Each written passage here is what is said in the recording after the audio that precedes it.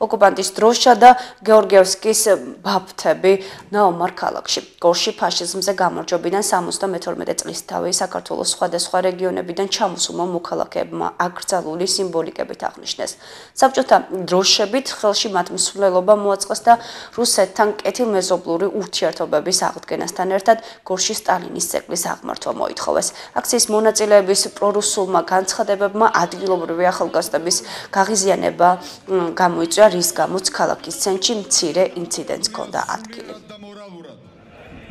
რუსეთთან რო კარგი ურთიერთობა იქნება, ტერიტორიები დაიბრუნებთ? აბა ნატო დაგვიბრუნებთ? ნატო ვინ იძახის? ქართველები ნეყნე ქართველები და ეგრე. საქართველოს უნდა იყოს 25 დანაკითხულია, როდესაც აქ გამოდიხარ და რუსული დროშები გიჭირთ. თქვენი მოქალაქეებია, როცა ამ ადგილზე მოხდებილები ხო არიან? არის.